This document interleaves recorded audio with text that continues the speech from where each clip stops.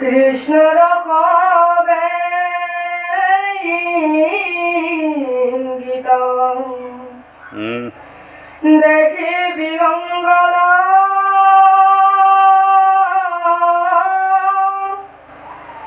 আগলিলা মনে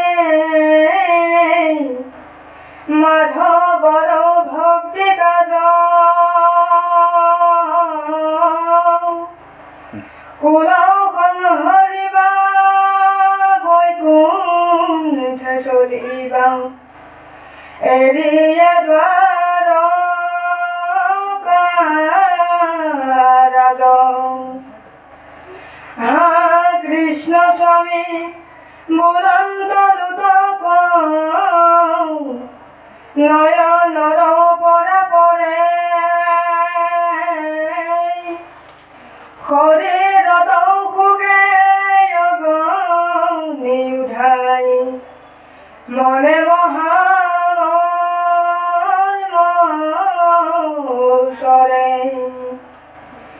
তেজিয়া নিঃশ্বাস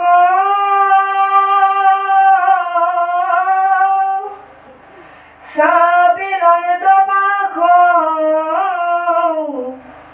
হন্তপে আকুল ভাব বিরল ভারত পরিপ্রণামিলাম ক্ষীরে পরখিয়া পাব কৃষ্ণ ওম শান্তাকারং ভুজঙ্গ শয়ানং পদ্মনাভং সুরেশং বিশ্বধারং গগন সদৃশং মেঘবর্ণং শুভাগমং লক্ষ্মীকান্ত কমল নয়ন যোগীবি ধ্যান গম্যং বন্দে বিষ্ণু ভৱভয়হৰং সৰ্বলোকৈকনাথম।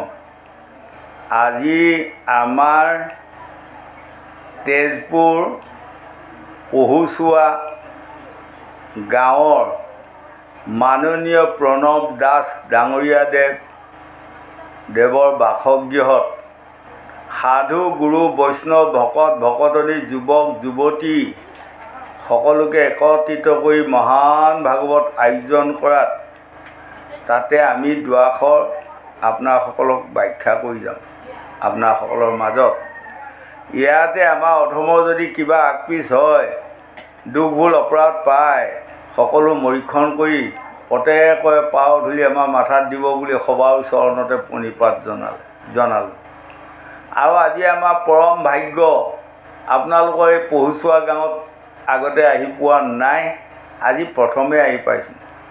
আজি যে কি ভাগ্য মোৰ, আপোনাসকলৰ যে পাও ধূলি লোৱা সুবিধাকণ পাইছোঁ আহি। এইকণ সুবিধা কোনে দিলে?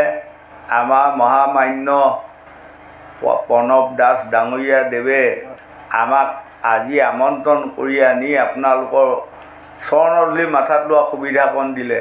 সেইসকলক ঈশ্বৰে মংগল কৰক, মনৰ বাঞ্ছা পূৰ্ণ কৰক, আয়ুষত বিঘিনি শূন্য কৰক, ঐশ্বৰ্য বিভূতি প্ৰদান কৰক, মই ভগৱানৰ ওচৰত প্ৰাৰ্থনা কৰিলোঁ। আৰু আগলৈও যাতে এনেধৰণে মহান অনুষ্ঠান পাতি আমাৰ দৰে ভকতি দৰিদ্ৰ লোকসকলক ভক্তি তত্ত্বৰ দুটি জ্ঞান দিয়ক বুলি মই ভগৱানৰ ওচৰত প্ৰাৰ্থনা কৰিলোঁ। আজি কৃষ্ণ উদ্ধৱৰ সংবাদ, এই কৃষ্ণ উদ্ধৱৰ সংবাদটো আজি গংগাৰ পাৰত শুকদেৱে পৰীক্ষিতক কৈ আছে। কিয় ক'বলগীয়া হ'ল হয়নে? বিধিৰ লিখন নজায় খণ্ডন, কাৰো শক্তি আছে তাক কৰিবে মোচন। যেতিয়া তেওঁ কলিয়ে লাগ ল'লে আৰু তেওঁ কলিয়ে লাগ লোৱাৰ পাছত মতিচন্ন হ'ল, মতিচন্ন হৈ সৈমিক মুনিক নানা ৰকম অপদস্থ কৰিলে। সেই অপদস্থ কৰাৰ ফলত তেওঁৰ পুত্ৰ শিংগীমুনি আহি তেওঁক আজি অভিশাপ দিলে, হেৰা তুমি মোৰ পিতৃ ঈশ্বৰ উপাসনা কৰি থকা পিতৃক যে তুমি ইমান অপদস্থ কৰিলা, তাৰ হৈ মই তোমাক অভিশাপ দিলোঁ, 7 দিনৰ ভিতৰত তোমাক তক্ষকনাগে দংশন কৰক। হয়নে? তেতিয়া হুলস্থুল হৈ গ'ল ৰাজদৰবাৰত। আজি পৰীক্ষিত গোটেই ল'ৰালি কাল, ধুনীয়া ল'ৰা, সেই সময়ত দুগুৰি কান্দি আছিল। সেই সময়ত 60,000 মুনি আছিল, পাত্ৰ মন্ত্ৰী সকলো আছিল।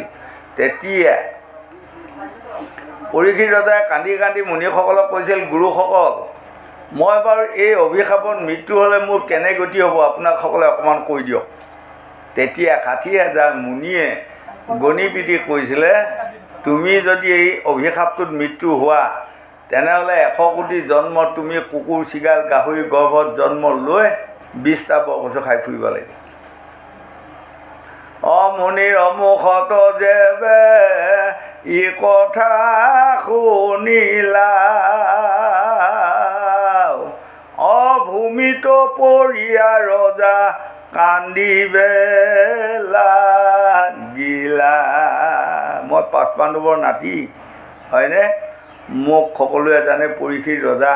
এই ল'ৰালি কালতে মই এনে ডাঙৰ এটা অভিশাপ পালোঁ, আৰু এই অভিশাপৰ পাছত যদি মই ১০০ কোটি জন্ম কুকুৰ চিগাল গাহৰি গৰ্ভত জন্ম লৈ ২০টা বৰকচু কিছুমান খাই ফুৰিব লগীয়া হয়, তাতকৈ আৰু নৰাধম কৰ্ম আৰু পৃথিৱীত নাই। এই বুলি আজি পৰীক্ষিত ৰজাই দুগুৰি কান্দি আছে। হয়, আৰু সেই সময়ত পৰীক্ষিত ৰজাই কান্দি কান্দি ঋষিসকলক কৈছিলে, ইয়াৰ কিবা এটা উপায় আছে নেকি, কিবা উপায় দিব পাৰে নেকি আপোনাসকলে? তেতিয়া কোনোবা এজনে ক'লে, হেৰি ৰজা, তুমি চিন্তা নকৰিবা, তুমি যজ্ঞ পাতা। হয়নে? কোনোবা এজনে ক'লে তুমি পূজা পাতা, কোনোবা এজনে ক'লে এই তুমি তীৰ্থ ভ্ৰমণ কৰা, কোনোবা এজনে ক'লে সাধুগুৰু বৈষ্ণৱ ভকতৰ পাও ধৰি মাথাত লোৱা, কোনোবা এজনে ক'লে সোণ সুবৰ্ণ কিছুমান দান দিয়া। হয়, তেতিয়া পৰীক্ষিত ৰজাই এই মুনিসকলক কৈছিলে, গুৰুসকল, আপোনালোকে যিবোৰ পৰামৰ্শ মোক আগবঢ়ালে এইবোৰ পৰামৰ্শ মোৰ মনোগ্ৰাহী নহ'ল। এতিয়া মই প্ৰশ্ন দুটি দিম আপোনাসকলৰ মাজত, প্ৰশ্ন দুটা উত্তৰটো মোক দিয়ক ভাই এই মৃতকৰ সময়ত। এইবিলাক কোৱাচোন। প্ৰথম প্ৰশ্নটো হ'ল, মোক সাপে খাওক, তাত আপত্তি নাই আৰু, কাৰণ মই যেতিয়া ইমান ডাঙৰ বেয়া কাম কৰিছোঁ মোক সাপে খোৱাটো ভাল হয়নে? গতিকে সাপে খালেও কেনেকৈ মই সাপডাল নেদেখিম, এই উত্তৰটো লাগে। ১ ২ নম্বৰত উত্তৰ এটা লাগে, মই মৃত্যু হ'ম তাত আপত্তি নাই, অকৰ্ম কৰিলোঁ মই মুখ পাইলোঁ কালে, সেইকাৰণে মৰণ মোৰ মিলুক অকালে, অকালতে মৃত্যু হোৱাটো মোৰ বৰ ভাল। তেতিয়া মোক দেখি উঠি অহা যুৱক যুৱতীসকল চিধা হ'ব, এইজনে বেয়া কাম কৰাৰ কাৰণেচোন তেওঁ মৃত্যু হ'ল, গতিকে আমি সেই বেয়া কাম নকৰিম, নহয়নে বাৰু? গতিকে পৰীক্ষিত ৰজাই কৈছে, মোৰ মৃত্যু হওক, তাত মোৰ আপত্তি নাই, কিন্তু মৃতকৰ যান্ত্ৰণাটো কেনেকৈ নাপাম তাৰ উত্তৰটো দিয়ক।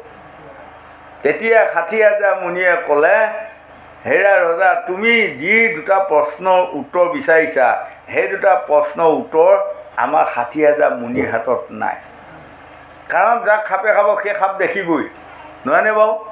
আৰু যিয়ে মৃত্যু হ'ব সি মৃতকৰ যান্ত্ৰণা পাবই। তেতিয়াতো আৰু দুখ লাগি যেতিয়া বুকত ভুকু মাৰি পৰীক্ষিত ৰজা আজি বাগৰি বাগৰি কান্দি আছে।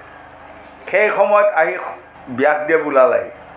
ব্যাসক দেখিয়া ৰজা পৰিপ্ৰণা মিলা, গোন্ধ পুষ্প ধূপ টিপে ঋষিক পুজিলা, লাহেকৈ বহুৱাই লৈ আটাইকণ কথা ভাঙি পাতি ক'ল। তেতিয়া ব্যাসে ক'লে, এৰা ৰজা, তুমি মাটিত পৰি নাথাকিবা, উঠা উঠা উঠা, আসন গ্ৰহণ কৰি পেলাই বহা কিবা এটা পাত্ৰ।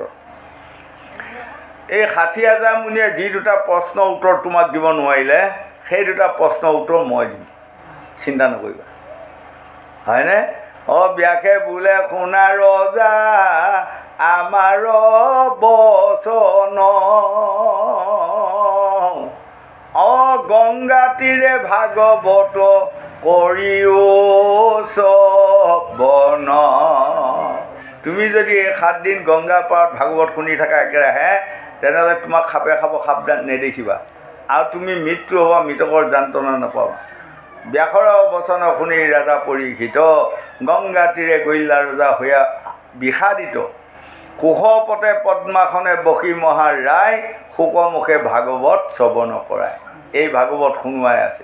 যাওঁতে যাওঁতে যাওঁতে যাওঁতে যেতিয়া শোকৰ মুখত শুনি গ'ল পৰম প্ৰভু ভগৱন্তে ৩ দণ্ডৰ ভিতৰত যদুবংশটো নাশ কৰি এডেলি সৰু আহাত পুলিত আউজি তেওঁ বহি আছিল, আৰু ক'ত সোঁ ভৰিখনৰ ওপৰত বাওঁ ভৰিখন দি তেওঁ বহি আছিল। হয়নে? আমাৰ জ্যোতিষশাস্ত্ৰ মতে কৈছে সোঁ ভৰিৰ ওপৰত বাওঁ ভৰি তুলি বহিব নাপায়, এইটো অমংগলীয়া, অমংগল। কিন্তু কৃষ্ণই সেই সময়ত তাকেই কৰিলে, আৰু নকৰিলে নহ'ব। লগে লগে বহুত দূৰৰ পৰা যেতিয়া ভৰি তলুৱাখন দেখিলে, তেওঁ ভৰি তলুৱাখন পহু ৰং নহয়, ধুনীয়া। এই গছৰ ফাকেদি দেখিলে এইটো বৰ ধুনীয়া পহু আছে, মাৰ খৰ আৰু হয়নে? এই যাই খৰ ঠাহি লৈ পিনে ওলাই গুচি গ'ল। তেতিয়া লৰে লৰে যাই দেখেই বিয়াতহে কান্দিছে। আপুনি লগে লগে মোক কাটি পেলাওক, জগতৰ ভগৱান কৃষ্ণক মই আজি খৰে বিন্ধিলোঁ। তেতিয়া হাৰবীয় হৈ কান্দিলে।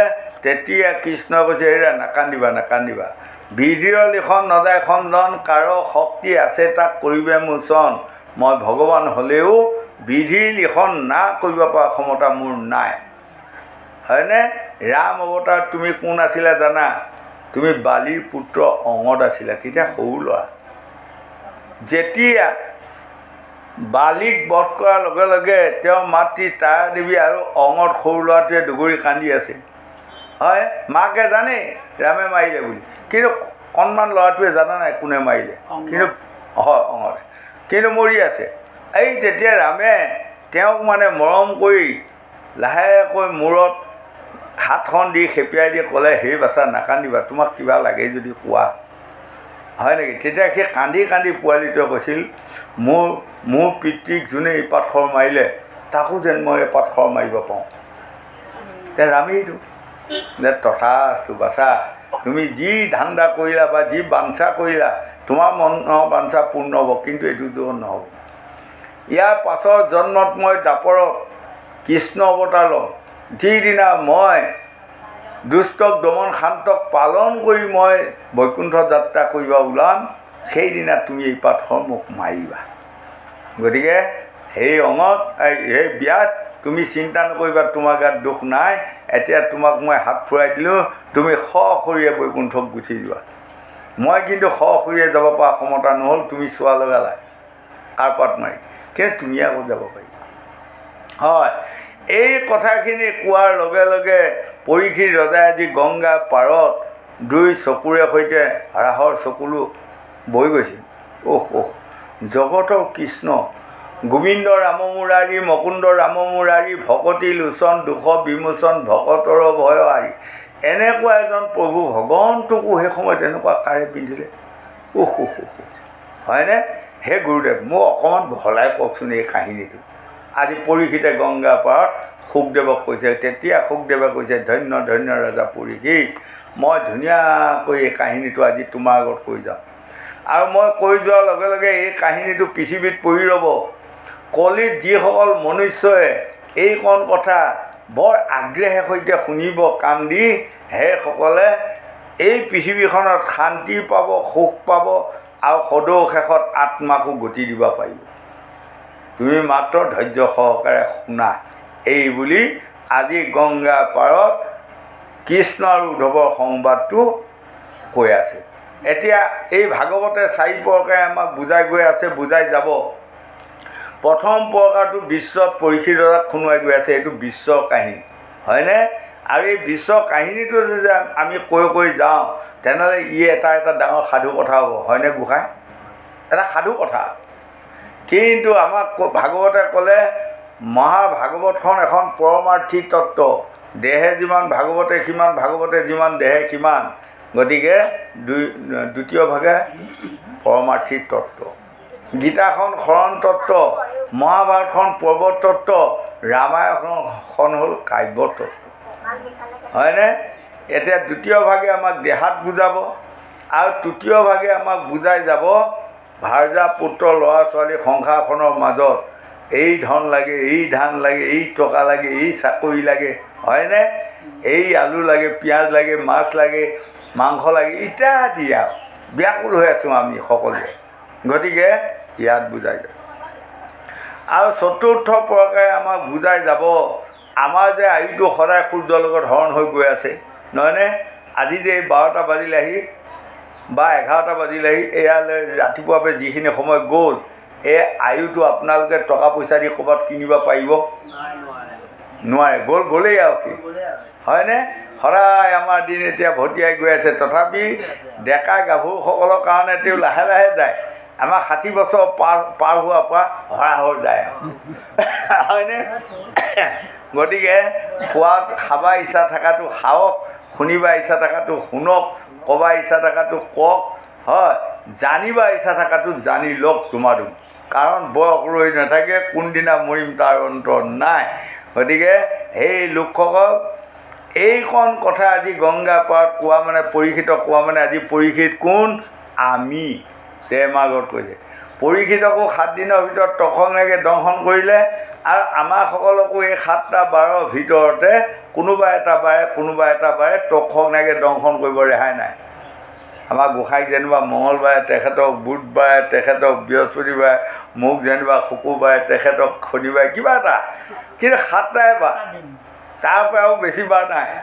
এই 7টা বাৰৰ ভিতৰতে আমাক সকলোৱে তখংনাগে দংশন কৰিব।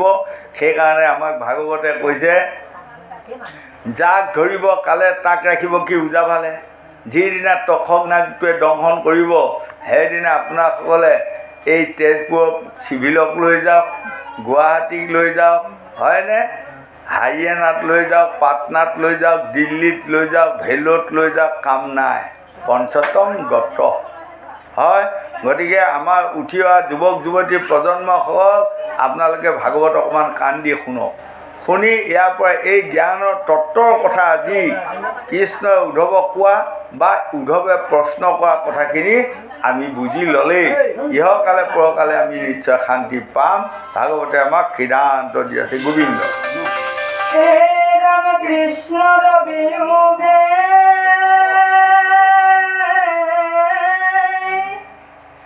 অগ্নি অন্তর্গতে বঢ়িয়া। হৃদয় দগধ করে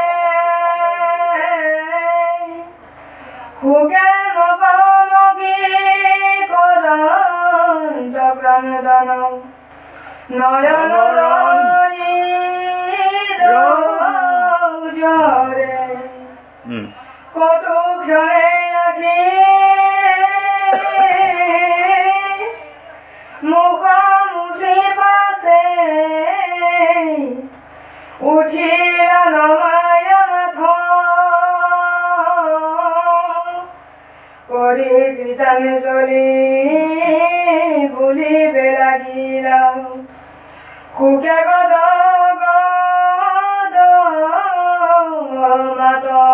আজি উদ্ধৱে প্ৰভু ভগৱন্তৰ পাৱত ধৰি কৈ আছে, প্ৰভু আপুনি যদি বৈকুণ্ঠলৈ যায় অধমকো লৈ যাওক, কিন্তু মই ভাবি আছিলোঁ সদৌ শেষলৈ আপোনাৰ লগত একেলগে থাকিম, আপুনি যিকেইটা খাই বৈ এৰি সেই ভাতকেইটাকে মই খাম, আৰু যিখন কাপোৰ পিন্ধি অলপ ছিগিলে আপুনি এলাহ লাগি পেলাব সেই কাপোৰখনকে মই পিন্ধিম। মই ভাবি আছোঁ, তথাপি আপোনাক দিনে ৰাতিয়ে সেৱা এটা কৰিব পাই আছোঁ, এয়াই মোৰ বহুত ভাগ্য। গতিকে মোক এৰি থৈ নাযাব। পৰম প্ৰভু কৃষ্ণই কৈছে, এৰা বন্ধু উদ্ধৱ, তুমি মোৰ বান্ধৱ, তুমি মোৰ সখী, তুমি আৰু মই একেলগে যদি যাওঁগৈ বৈকুণ্ঠলৈ এই পৃথিৱীখনত অৰাজক আহিব, শাস্ত্ৰ ভাগৱত কোনেও নাজানা হ'ব, হয়নে? সেইটো এতিয়া আমাক বিশ্বত দেখুৱালে এজন উদ্ধৱ, এজন ভগৱন্ত কৃষ্ণ। আকৌ যদি আমি দেহ মাৰ্গত চাওঁ তেনেহ'লে আমাৰ দেহটোতে প্ৰভু ভগৱন্ত আছে। 14 সাক্ষী লয়া দেহ আছে দামোৰ দৰ, ভান্দিবা নৰিবা শুনা কলি নৰ, হয়নে? আৰু এটা আমাৰ জীৱ আত্মা, পৰমাত্মা। জীৱ আত্মাটোৱে হ'ল অৰ্জুন, কৃষ্ণ, মানে পৰমাত্মাটোৱে হ'ল আপোনাৰ উদ্ধৱ, কৃষ্ণ, আৰু জীৱ আত্মাটো হ'ল উদ্ধৱ, হয়নে? আজি জীৱ আত্মা আৰু পৰমাত্মাৰ মানে আলোচনা। গতিকে এতিয়া মন কৰিব, আমাৰ জীৱ আত্মা মানে কোনটো? আমাৰ দেহটো, ইন্দ্ৰিয় বৰ্গ ৰিপু ধাতু লগত লৈ মনে যেনেধৰণে চলাই আছে, এইটোৱে আমাৰ জীৱ আত্মা, হয়। দুদিনৰ পাছত ই পচিব বা গেলিব বা কোনোবাই পুৰি পেলাব বা কোনোবাই গাঁততে পুতি থ'ব, নতুবা কোনোবাই নদীতে উটুৱাই দিব, কিবা এটা ঘটিব ইয়াৰ। কিন্তু পৰমাত্মা যিটো আমাৰ জীৱ তাৰ কোনোদিন মৃত্যু নাই বা ক্ষয় নাই, সি অক্ষয়। গতিকে এই দেহ মাৰ্গত দেখুৱালে জীৱ আত্মা আৰু পৰমাত্মাৰ লগত কথোপকথন। আকৌ এতিয়া আমাক দেখুৱালে ভকত আৰু সাধুসকলৰ মাজৰ আলোচনাটো, হয়নে? এনেধৰণে ভাগে ভাগে দেখুৱাই আছে। গতিকে আজি কৃষ্ণই কৈছে তুমি আৰু মই দুয়ো গ'লেগৈ এই পৃথিৱীখনত ভাগৱত লোপ পাব। আৰু যদি ভাগৱতখন লোপ পায় কলিৰ লোকসকলে তৰণৰ উপায় নাপাব। অ বন্ধু উদ্ধৱে, অ বন্ধু ভাগৱত প্ৰচাৰ কৰা, তুমিও তৰিবা আনকো উদ্ধাৰ কৰা। হে বন্ধু, তুমি মৰ্ত্যত থাকা, মই বৈকুণ্ঠলৈ যাম, হয়নে? আৰু তুমি ভাগৱতখন যেতিয়া প্ৰচাৰ কৰিবা কলিত মনুষ্যসকলে এই ভাগৱতখন পাই তৰণৰ উপায় পাব। হয়, গতিকে আমি এতিয়া বুজিব লাগিব সেই লোকসকল, আমি জীৱ আত্মা পৰমাত্মা দুয়ো ককাই ভাই একেলগে থাকে, দুয়ো চিনা চিনি নাই, হয়নে? এতিয়া মন কৰিব যিদিনা মোৰ দেহৰ পৰা জীৱ মানে পৰমাত্মাটো ওলাই ওলাব সেইদিনা ইন্দ্ৰিয় বৰ্গ ৰিপু ধাতু মন বুদ্ধি চিত সকলোৱে লগ লাগি তেওঁক মানে জোৰ দখল কৰিব। হেৰি নেযাব আপুনি গ'লে মানে আমাৰ ফিল্ডখন শেষ হ'ব, তেওঁলোকক খোৱা বোৱা জেগা নাইকিয়া হ'ব নহয় বাৰু। কিন্তু তেওঁলোকৰ কথাতে বাৰু পৰমাত্মাটো থাকিব জানো? নাথাকে।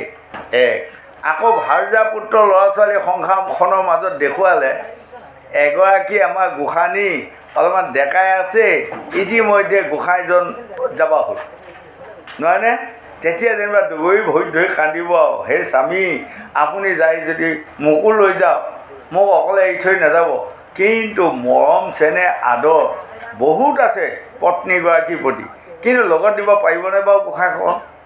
নহয়, বহুত মৰম চেনেহ আদৰ আছে সঁচা, কিন্তু লগত দিব পৰা ক্ষমতা কাৰো নাই। ধন ধান পুত্ৰ ভাৰ্যা, দুদিনীয়া বেঙেনা বাৰী বেঙেনা যাব গা জোকাই, হয়নে? প্ৰাণ কৃষ্ণ ঐ আছে নাম নপৰে মন, মনুষ্যৰ জন্ম লৈ চিৰকাল পশু হৈ ভমি ফুৰিছো বনত, প্ৰাণ কৃষ্ণ হে ঐ আছে নাম নপৰে মন,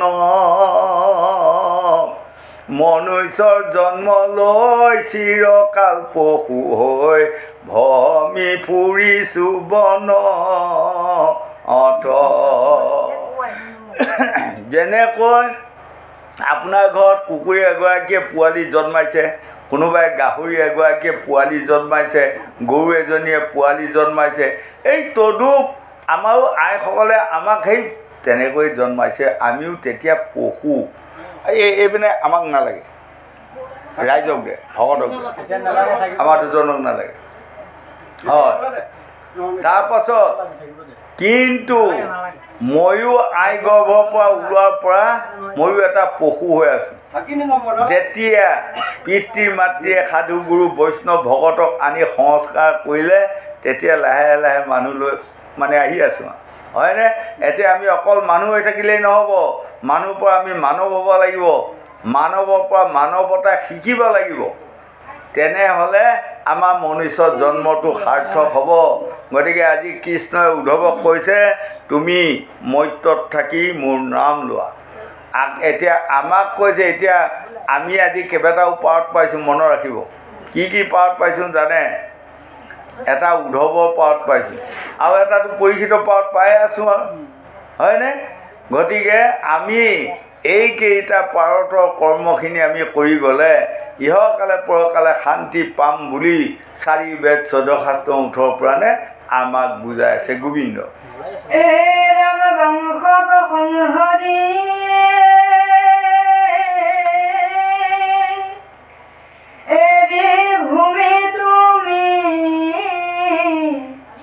যাইবা জানিলো আমি ঋষি খাব বাব ব্যৰ্থ নকৰিলাম যিহেতু জগত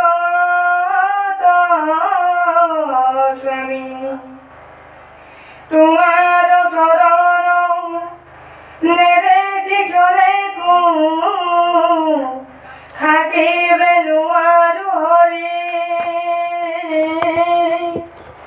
তুমি এদিনত চাৰি প্ৰাণ প্ৰভু অৱশ্যে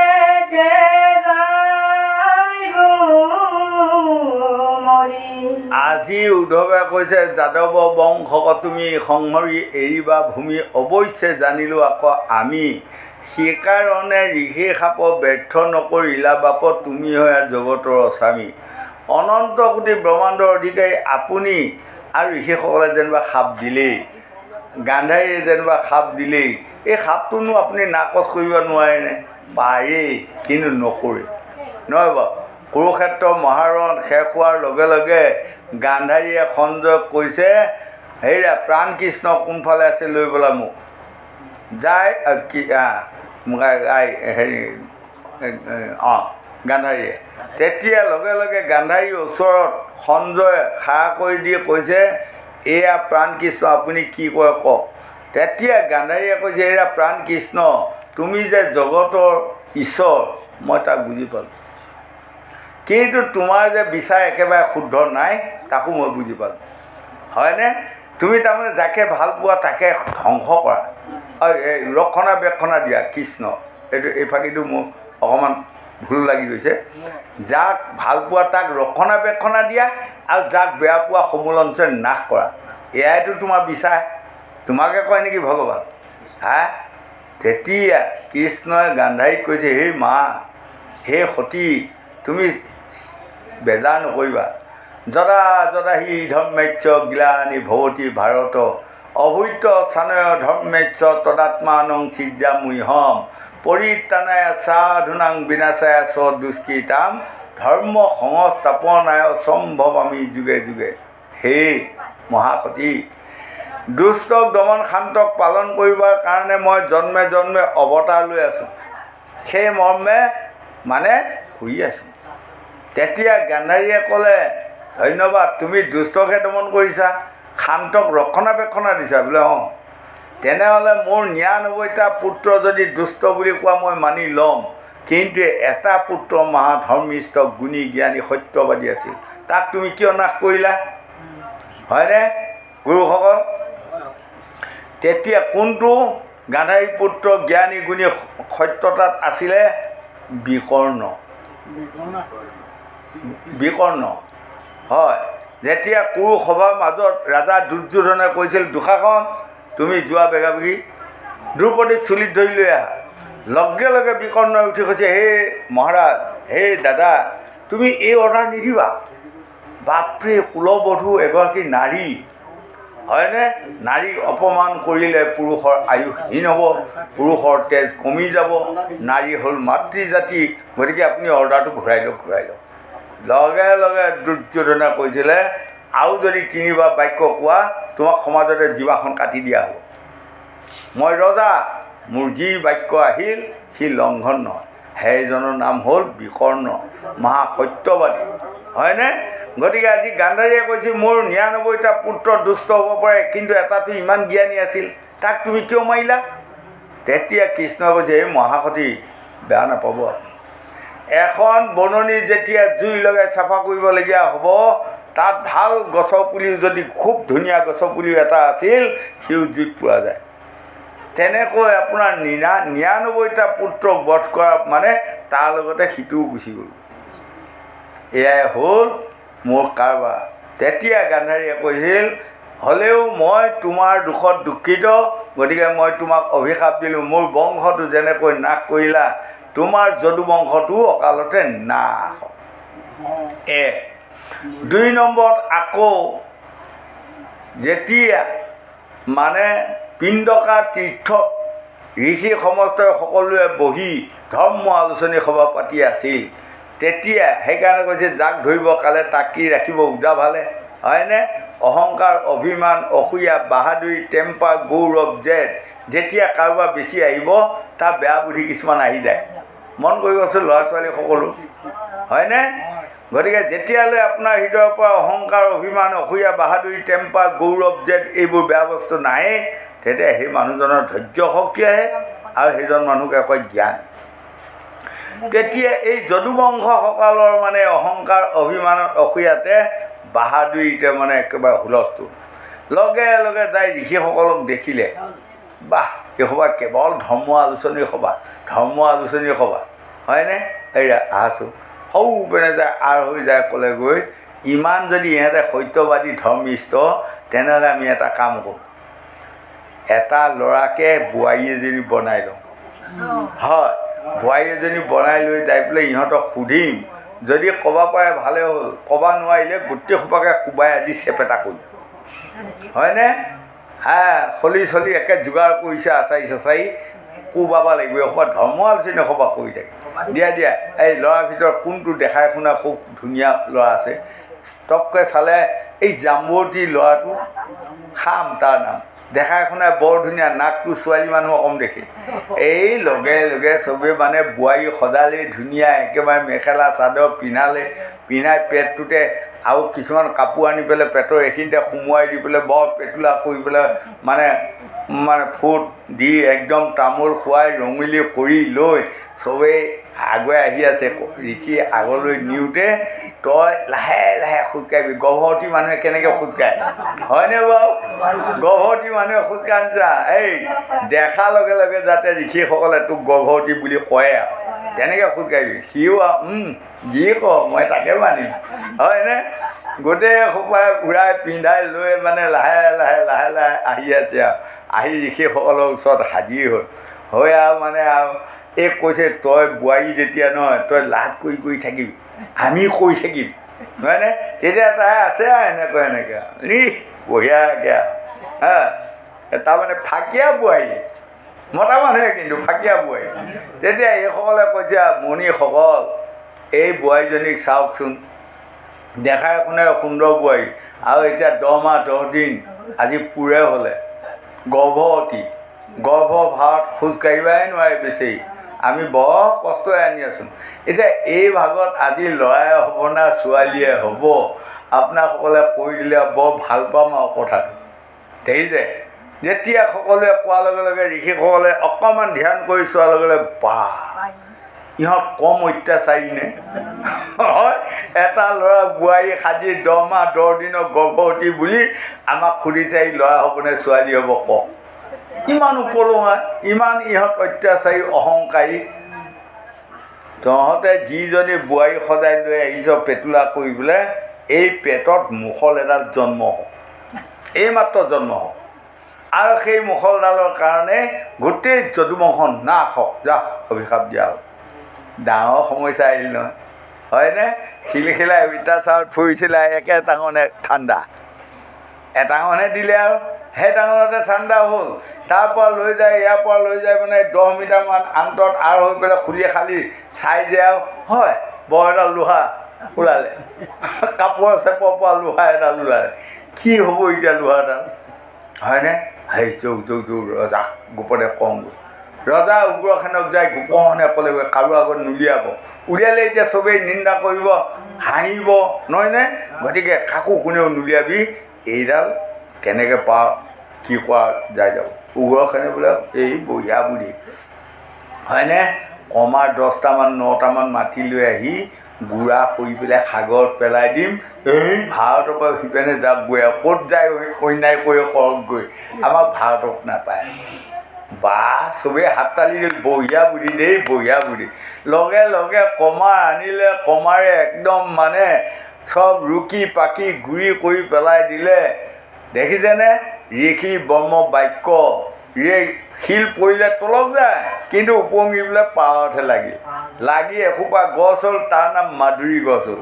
তাৰমানে যিডাল মাধুৰী গছে এচাত মাৰিলে মানুহ মৰিব তাৰমানে। দেখিছে? বহুত চাট মাৰিবলগীয়া নাই, আপুনি যদি লগাই দিয়ে এচাত, একেচাতে মৃত্যু হ'ব। তেনেকুৱা হ'ল আৰু সদৌ শেষত ৰজা ঘূৰিয়া মানুহ নাই সিহঁতে একেবাৰে মানে হেৰি মুখলডাল মানে ৰেতি মাৰি মাৰি মাৰি ভাগৰে দুখে গৰম বোধ হৈ যোৱাকালিৰ নিচিনা বৰ গৰম আছিল নেকি অঁ কমা বহা আলা লাগি গ'ল লাগি পেলাই চালে ৰজা ঘৰৰ মানুহ কোনো নাই হেই দূৰৈত দলিয়াই দিয়ে এইডাল হয়নে যাই পেলাই দূৰৈত দলিয়াই দিলে পানীত আৰু দি পেলাই গুচি গ'ল আৰু শেষ কিন্তু দুখৰ বিষয় ব্ৰহ্ম বাক্য ক'তো নষ্ট নহয় এটা বৰ ডাঙৰ বৰালি মাছে তাক গিলি পেলালে সেই টুকুৰা হয়নে আকৌ সেই বৰালি মাছটো লৈ যায় বেচাৰ লগে লগে তাত কাটি পেলাই বেচাৰ লগে লগে ওলাল নহয় তেজপুৰৰ বজাৰ খালিতে সেই টুকুৰা লোহা হয় ওলোৱাৰ লগে লগে সেই সময়তনো এইখিনিতে ব্যাসটোও থাকে নাই চুপি ব্যাসটোৱেও চাই আছিল চাই থাকিবলৈ দেখিলে বাহ বিৰাট জঙা লোহা সেইয়া সেই লোহা টুকুৰা পেলাই নিবা দিয়াচোন মোকে দিয়া কি কৰিবা কৈছে মই যে পহু মাৰি ফুৰোঁ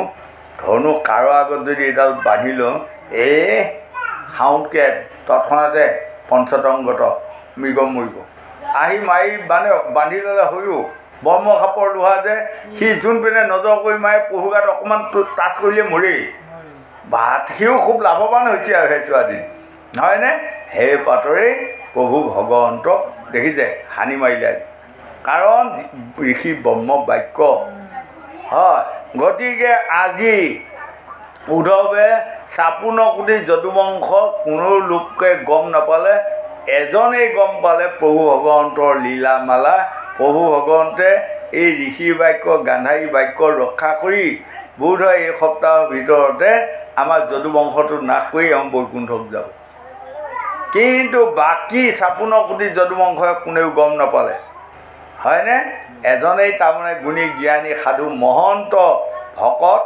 উদ্ধৱ সেই উদ্ধৱে আজি কৃষ্ণ পাৱত পৰি ডুগুৰিয়ে কান্দি আছে মই জানিলোঁ আপুনি এই ঋষি সাপ নষ্ট নকৰে আৰু নষ্ট কৰিব নোৱাৰে যদি নাশ কৰি থৈ যায় তেনেহ'লে সংবিধানখন বেক হৈ যাব দেশখন নচলিব নহয় গতিকে স্বামী বিবেকানন্দদেৱে গ্ৰন্থখনত লিখিছে মনৰ দুখে চান্দালে দেই অভিশাপ তাক খন্দাইতে নৰে ব্ৰহ্মাৰ বাপ হয়নে গতিকে উঠি অহা যুৱক যুৱতী প্ৰজন্মসকল আপোনালোকে এইখন আমাৰ ব্যাখ্যা শুনিব শুনি পেলাই আপোনাসকলে কোনোদিনে জ্যেষ্ঠজনক বা জ্যেষ্ঠ মাতৃসকলক অপমানিত বাক্য নক'ব সাধু মহন্তক অপমানিত বাক্য নক'ব যদি মনৰ দুখত কোনোবা এজনে এটা অভিশাপ দিলে হওক মেলচ হওক চান্দাল ইহকালে পৰকালে আপোনাসকলক কল্যাণ নহয় আজি স্বয়ং কৃষ্ণ বংশটোৱেও আজি ৰেহাই নাপালে এই কথাকণ আমাক দেখুৱাই আছে গোবিন্দ